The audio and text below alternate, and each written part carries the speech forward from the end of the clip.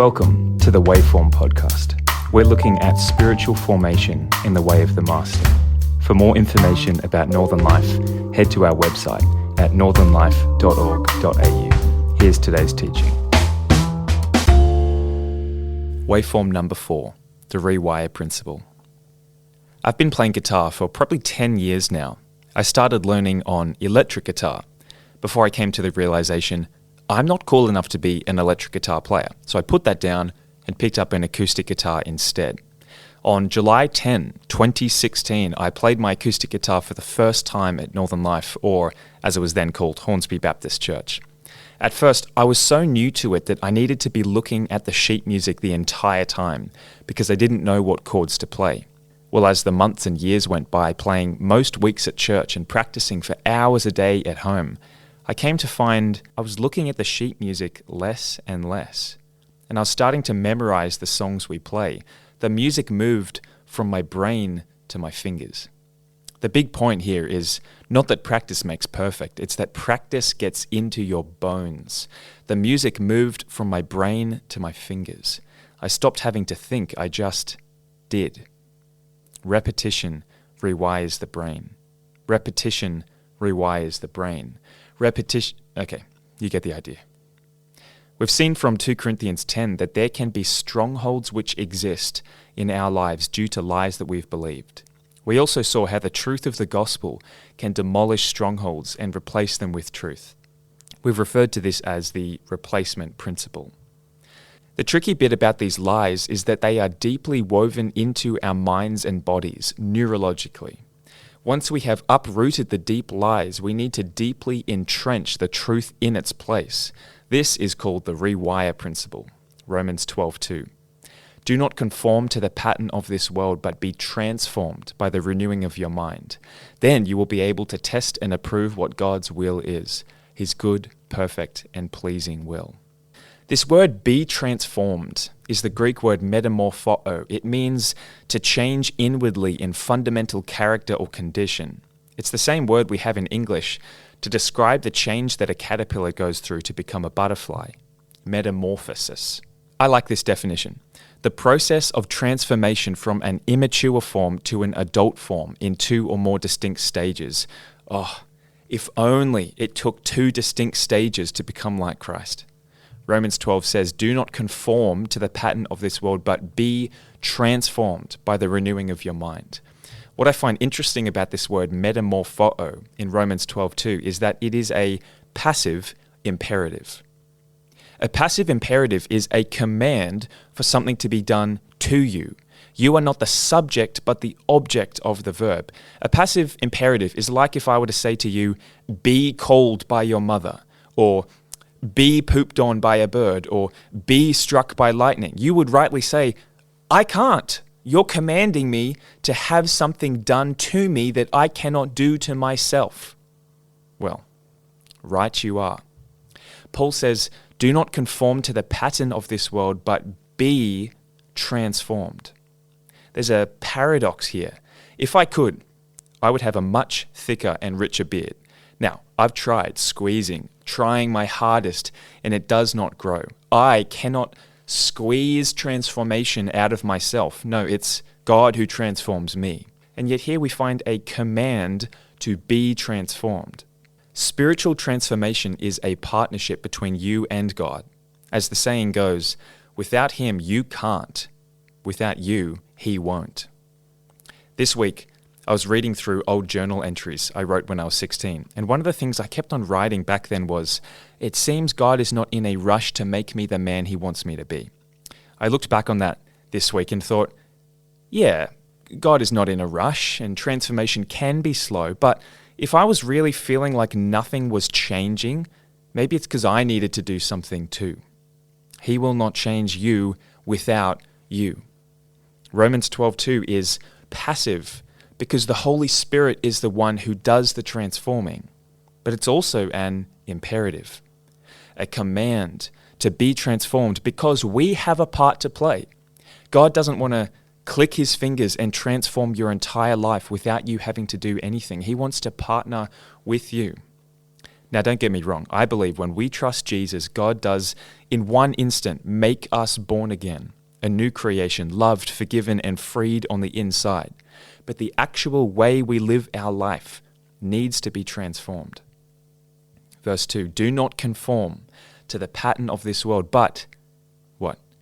Be transformed by the renewing of your mind.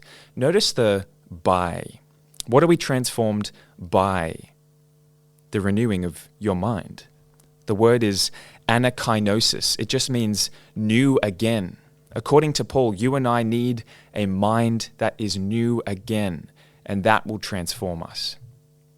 This diagram is one we've been coming back to. In the first chapter of these teachings, we looked at how spiritual formation happens from the dead center out. And that's a play on words, actually. We are dead in the center until Christ makes us alive.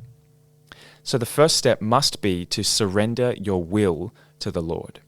By the power of the Spirit to say no to the impulsive will and yes to the reflective will, we live from the inside out. So you see, when Paul says we need a mind that is new again, that will transform our emotions, then our body, then our social context, and then the world. Now, this is a huge aspect of spiritual formation, the renewing of your mind, having a mind that is new again. Because if your mind is renewed, it will transform you from the inside out. So the central question must be, how do we get a new mind? Before we get to the answer to that question, let's take a journey into the world of neuroscience. Now, I'm not a psychologist or a neuroscience. I have no expertise in this area. But I can repeat to you what other smart people have said. Psychiatrist Dr. Kurt Thompson says this about the human brain. Neurons that repeatedly activate in a particular pattern are statistically more likely to fire in that same pattern the more they are activated. Meaning, you think one thought, you're more likely to think that thought again. Once the initial neurons in a network fire, there is a very high probability that the related neurons will also activate and move along the same bioelectrical pathway to the end of that network. The more frequently those patterns have been fired, the more easily they will fire in that same pattern in the future. More simply, neurons that fire together, wire together. If you have no idea what that means, join the club. Neither do I. But as far as I understand it, he's getting at this idea called neuroplasticity, which neuroscientists now understand as the process by which the brain, kind of like plastic, literally rewires, remolds itself around our repeated thoughts. There is an actual neurological change that happens when we think thoughts. Repetition rewires the brain. Repetition rewires the brain. Repetition rewires the brain. Repetition rewires the brain. If this is still making no sense, here's a metaphor. You're hiking through a jungle with a machete, creating a trail. The trail you hack is your thought life, and the jungle is the billions of synapses in your brain. When you think a thought, it's like you are cutting a trail, a neural pathway through the jungle. Now, if you think the same thought again, you go down the same trail and hack away at it a bit more and again and again and again. Eventually, you'll be able to easily walk down the path and think that thought without even thinking about it, right? Making sense? Now, this is a really, really good thing about the way that God made our brains. It's the reason why you can brush your teeth and not have to think so hard about how to do it every time. It's the reason you know how to drive. It's the reason we get better at playing musical instruments or sport or whatever you do repeatedly. It's a good thing. Now, I know this is not life-changing knowledge. We probably all already know this. We know that repetition rewires the brain. Repetition rewires the brain. We know this. Now, side note, I've said the word repetition rewires the brain probably a dozen times already. When I was writing this sermon, every single time I wrote repetition rewires the brain, I accidentally typed Brian instead of brain. Repetition rewires the Brian. Repetition rewires the Brian. And I thought that was funny. Literally, my brain was automatically typing Brian and not brain because repetition rewires the brain. Did you know you can make a person believe a lie just by repeating it? Psychologists call it the illusory truth effect. If you repeat the same lie again and again and again, your brain will start to believe it and rewire itself around that thought. Now here's the thing, it doesn't have to be true to actually rewire your brain. Repetition rewires the brain, and it's not always a good thing. Now I know we know this, but go with me. This is where it gets powerful. What was the lie you discovered last chapter? Where did it come from? We suggested that we should identify the problem, ask probing questions, pinpoint the lie. You didn't come to believe that lie by saying it once. You repeated it for years. So maybe you believe you're not good enough. Where did that come from? Or maybe you got picked last to be on the team in kindy, and you believed that the reason was that you're not good enough. Then maybe you got a bad grade in year 2, and it just confirmed what you already believed, that you're not good enough. Then every time you got in trouble at home, it just confirmed what you already knew. When you got to high school, you struggled to make friends because you felt like you weren't good enough, and you didn't let people speak truth into you. So you kept on believing a lie. You fell into a rut. Because repetition creates ruts. We get stuck thinking and believing lies about ourselves when we repeat them. Maybe you have a great family who gave you a lot of attention when you were a kid. Maybe every time you did something funny or cute, they would all laugh and smile. And then you worked out that having the praise of other people feels good. In kindergarten, maybe you realized people would praise you for behaving, so you did. In high school, you would maybe gravitate to situations where you could be in front of people and they could see just how amazing you are. Now the pattern of your life is doing things for the praise of other people because you feel you need it.